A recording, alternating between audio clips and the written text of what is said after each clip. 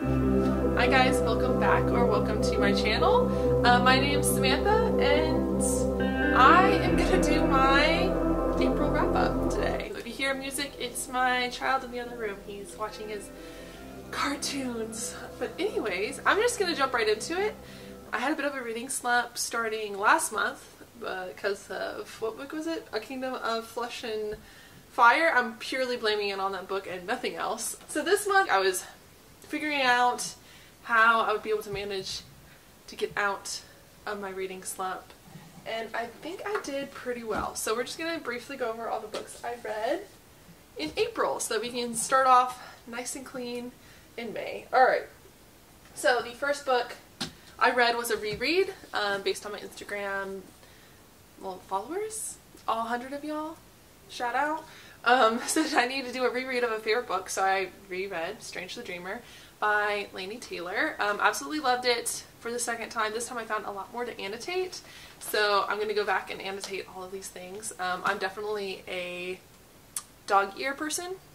I don't like tabs. I'll just dog ear it and then I'll go back with a highlighter and highlight or underline what I found to be important. But this was a really good one. Like, this was definitely like a comforting read.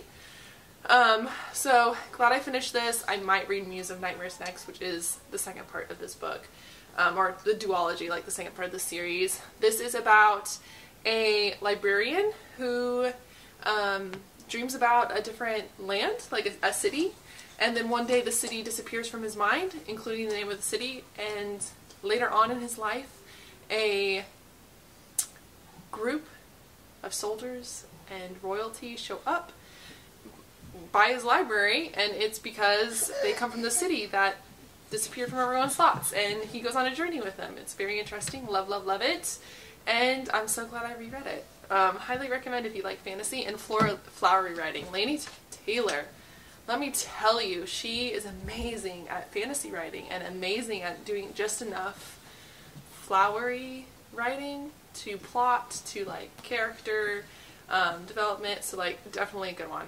Love, love, love. I also love these covers more than the UK ones I got for sure. But after that, I followed it up with The Four Leaves. I forgot what the author's name is, but I'll go ahead and put the cover right here so you can see it. The Four Leaves. I didn't know what I was getting into when I started to read this book. It wasn't a romance, so I was informed that it was I was informed it was going to be a friends and lovers romance with a sexy shower scene. It was not. It was a erotica. It was a novella. I can't say that it was bad because I read it all. Yeah, I read it all. So, like, how can... Alright, am I even going to be embarrassed that I ended up reading an erotica while I was in a reading slump? No. No. But yeah, it took me by surprise. It was still very good. Like I said, I finished reading it. It was just, that isn't what I was expecting to get into. It was still good. I still read it. It was entertaining. Alright? There it is. Okay, the next book. And like I said, as far as The Four Leaves go, it was a friends to lovers romance. There's a special kink in it. I forget what kink it is. I don't know. They play tag and chase each other through the hallways and like hide and seek. I forget what it's called. No offense to anyone. But anyways, Gallant by V.E. Schwab was my next one. So this was a new release, and that's why I picked this one up for sure. This was good. I was expecting more. I think that was what the issue was with this book, is I was expecting more. I love V.E. Schwab. Yeah, it was dark. It was horror. I don't think it read like a middle grade. I do think it was a YA, but it was like a YA with someone I was thinking of as a 12-year-old, not like a 15 or 16-year-old. Definitely more of a 12-year-old. There's really good rep in here for selective mutism. I don't even think it's selective mutism because she literally cannot talk. So down in the comments, tell me what that is. I forget what it is. Just comment. It's like the main character, Olivia, can't speak. She can't make a noise. Like, she can't scream, she can't speak, none of that. Alright? And I don't think it's not selective because she tries to do it and she can't. Or is that still selective mutism? I don't know. Tell me if you do. Sorry if I'm ignorant about it, I guess. I'm sorry. I apologize. But anyways, lots of horror, a little bit of gore. It's like dirty gore. It's like insects and dead things and dusty hallways and like spider webs and stuff like that. I liked it. The ending just didn't hold up to the rest of the book, to be honest with you. The atmosphere was there, the characters were there, the storyline was there. You know, it has great illustrations in it. It had a journal entries in it, so it was like different formats. It just, I just needed something more. I don't know what it was, but I needed like a step up from what this was. There's something special about Olivia. Like all main characters, that isn't a spoiler. I think that I would have liked this book more had we gone more in depth into what it was, like what she is. Kind of left, I don't know if this is supposed to be another book to this series. I could look it up, but I needed more. So it was more like a 3-star, to be honest with you. And then after I did that, I did a whole reading vlog and I read Saga, which is a graphic novel. This series is about 2 warring planets and the effect that this war has basically across the universe. They do proxy wars on other planets. The main characters are soldiers from either side of this war who have fallen in love and had a child, and they are now runaways because the governments don't want people to know that you can procreate with the other species on the other planet. And they become, yeah, like I said, they become runaways. It's from the perspective of their daughter, which is very interesting. It's my favorite aspect of this. They go in depth on the consequences of war, like topics such as like PTSD, sex slavery, like pacifism. What is pacifism? Can you be pacifist? Honestly, like this is 5 stars to me. Like I could reread this. I actually did reread like the first 3 of these when I first started this binge of this series, and you can definitely reread these. So they're worth buying 100%. And then not only that, the cliffhanger. What? I thought this was it. I thought this was complete. I thought this was done. I thought this was it. This is the completed series, but it's not. And now I have to wait till October to get the next volume. And now, because I'm invested, I'm gonna have to buy it full price. I'm not even gonna be able to like find it on sale or second hand somewhere. I'm gonna have to buy it full price. But anyways, definitely love this. Highly recommend. 5 stars. Saga was great, so if you need something quick, easy to read, impactful, if you love this format, which I love graphic novels just as much as anything else. They're just really expensive, as I was saying. So yeah, they're beautiful. Loved it. Very graphic. Lots of trigger warnings. Look it up before you get into it. I do not recommend reading this one in public. Like, I think in the vlog I even mentioned my husband looked over at me while I was reading it on the couch, and he was like, really? Little did he know I had just gotten done reading like a really spicy erotica like a couple hours earlier.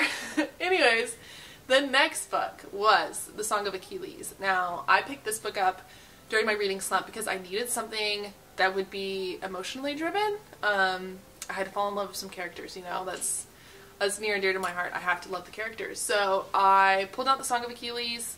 I kept hearing about it. I love Circe. I love Ariadne. I'm looking forward to reading 1,000 Ships, which is another like Greek mythology.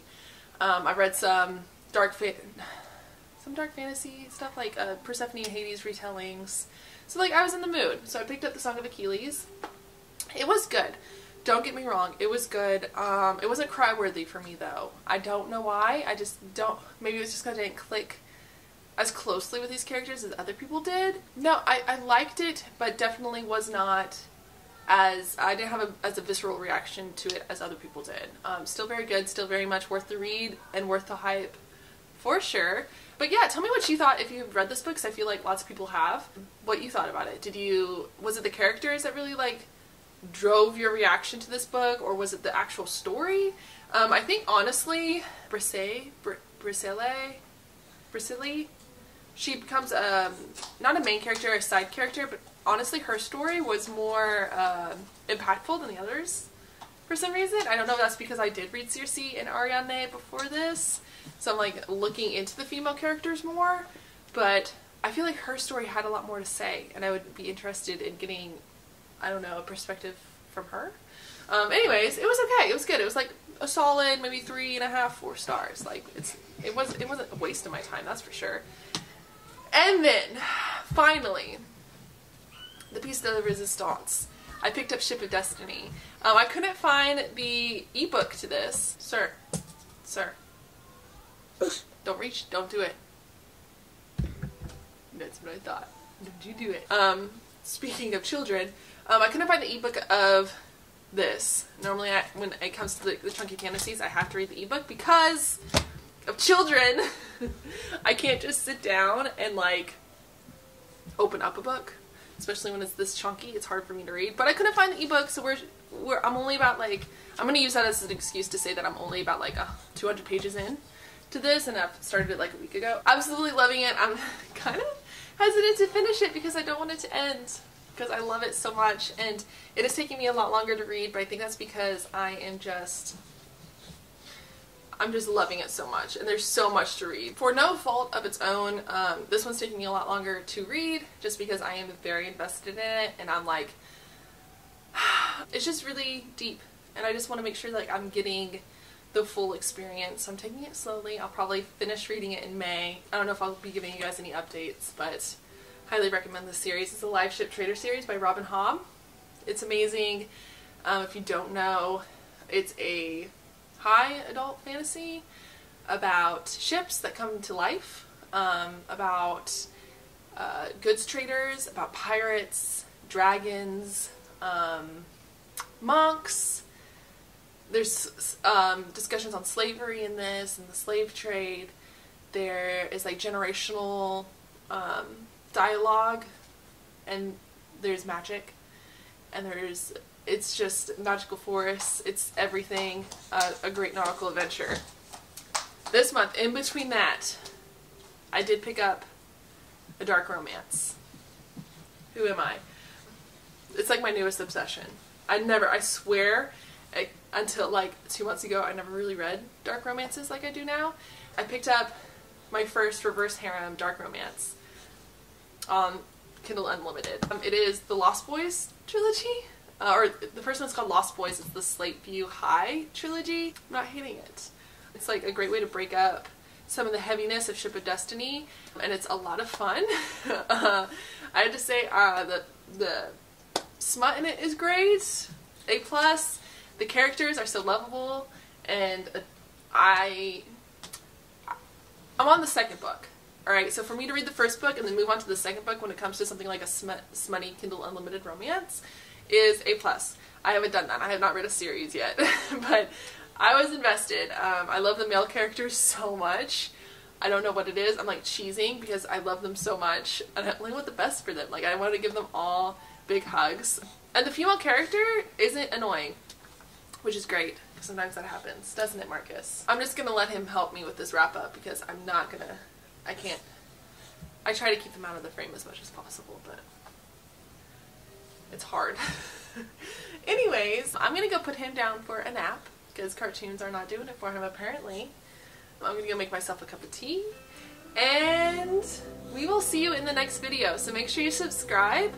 I've got some new videos coming up. I just got a tripod for my new camera, so there's going to be a bookshelf vlog. I'm also going to go over my journal later this month, in May, because I don't do bullet journaling, and I think it's kind of interesting to see someone else besides bullet journals do their journals. I'll show you my reading journal. I'm going to do that next month. Other than that, I hope everyone had an amazing April. My birth month is now over. Follow me on Instagram. I'm probably still going to post some horoscope stuff because we're still, I think, in Aries season. I think until like the second week in May, so blah.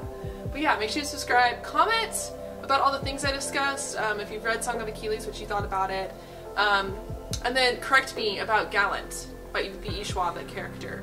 Tell me what that is. I know I can just Google it, but since I'm just already sitting here talking about it, I don't want to just sit here and Google it, so just comment below and tell me. And then like the video so more people can see me rant about books. I don't know. I don't even know what liking does. Anyways, bye. I will see you in the next one. And like I said, don't be afraid to subscribe. I'm here all the time. It's ridiculous. Bye.